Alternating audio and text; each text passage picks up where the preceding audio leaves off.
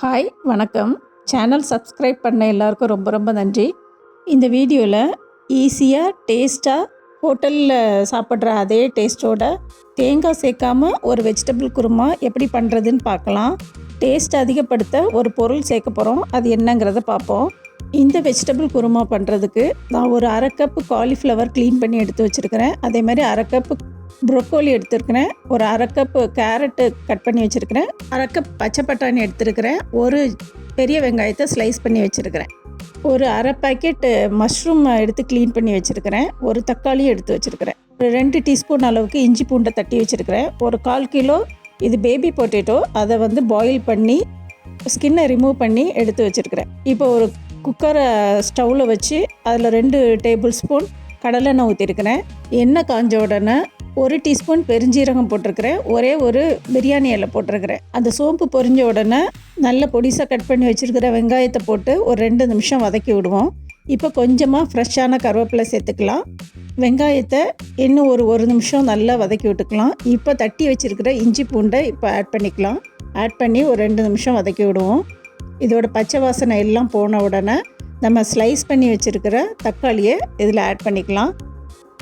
தக்காளி, வெங்காயம், இஞ்சி பூண்டு எல்லாம் நல்லா மசிஞ்சு வர்றதுக்காக நான் இப்போது 1 டீஸ்பூன் உப்பு ஆட் பண்ணிக்கிறேன். உப்பு ஆட் பண்ணி ஒரு 2 நிமிஷம் நல்லா மிக்ஸ் பண்ணி விடுங்க, வதக்கி விடுங்க. தக்காளி ரொம்ப மசியணுன்னு தேவையில்லை. நம்ம எனிவே காய்கறிலாம் போட்ட பிறகு குக்கர் மூடி வெயிட் போட்டு வேக வைக்க போகிறோம், அதனால் ரொம்ப மசிய தேவையில்லை. இப்போது கட் பண்ணி வச்சுருக்கிற கேரட்டு, எடுத்து வச்சுருக்கிற பச்சை பட்டாணி, காலிஃப்ளவர், ப்ரொக்கோலி இதெல்லாம் போட்டுக்கலாம். நான் பச்சை பட்டாணி வந்து ஃப்ரோசன் பட்டாணி தான் யூஸ் பண்ணுறேன். உங்கள்கிட்ட ஃப்ரெஷ்ஷாக கிடச்சிதுன்னா அதை போட்டுக்கோங்க. பீன்ஸ் இருந்தனாலும் போட்டுக்கோங்க. என்கிட்ட பீன்ஸ் இல்லை, அதனால் போடலை. எல்லா இங்கிலீஷ் வெஜிடபிள்ஸ் எல்லாமே போடலாம், அது ரொம்ப நல்லாயிருக்கும். இப்போ இதை நல்லா மிக்ஸ் பண்ணி விட்டுக்கலாம். ஒரு 2 நிமிஷம் நல்லா வதக்கி விட்டுக்கலாம். இப்போ தண்ணி எதுவும் ஊற்றாமல் ஒரு 2 நிமிஷம் மூடி போட்டு வேக வைப்போம். ஒரு 2 நிமிஷம் கழித்து ஓப்பன் பண்ணி நல்லா மிக்ஸ் பண்ணி விட்டுட்டு இந்த ஸ்டேஜில் கட் பண்ணி வச்சுருக்க மஷ்ரூமும் பாயில் பண்ணி எடுத்து வச்சுருக்குறோம்ல பேபி பொட்டேட்டோ, அதுவும் போட்டுக்கலாம். பேபி பொட்டேட்டோ தான் போடணுங்கிறது கிடையாது. நம்ம சாதாரணமாக உருளைக்கிழங்கையும் ஒரு உருளைக்கிழங்கு நல்ல பெரிய உருளைக்கிழங்கா வேக வச்சு எடுத்து அதை கட் பண்ணி போட்டுக்கலாம். எல்லாமே ஒன்று தான். நான் இது பேபி பொட்டேட்டோங்கிறதுனால கட் பண்ணாமல் போட்டிருக்கேன். இப்போ நம்ம மசாலா தூள் ஆட் பண்ணிக்கலாம். ஒரு 1/4 டீஸ்பூன் மஞ்சத்தூள், 2 டீஸ்பூன் காஷ்மீரி மிளகாத்தூள் போட்டிருக்கிறேன். உங்கள்கிட்ட தனி மிளகாத்தூளாக இருந்துச்சு அப்படின்னா 1 டீஸ்பூன் போதும். ஒரு அரை டீஸ்பூன் சீரகத்தூள் போட்டிருக்கேன், 1 டீஸ்பூன் மல்லித்தூள் போட்டுட்டு நல்லா மிக்ஸ் பண்ணி விடுவோம். இந்த வெஜிடபிளோடு சேர்ந்து அந்த மசாலா எல்லாம் ஒரு 2 நிமிஷம் எல்லாம் இப்படி மிக்ஸ் பண்ணி விட்டோம்னா எல்லா மசாலா எல்லாம் நல்லா கோட் ஆகிடும். அதுக்கு பிறகு நம்ம இப்போ ஒரு 2 கப்பு தண்ணி ஆட் பண்ணிக்கலாம். இந்த காய் எல்லாம் வேகிறதுக்கு ஒரு 2 கப்பு தண்ணி போதும்.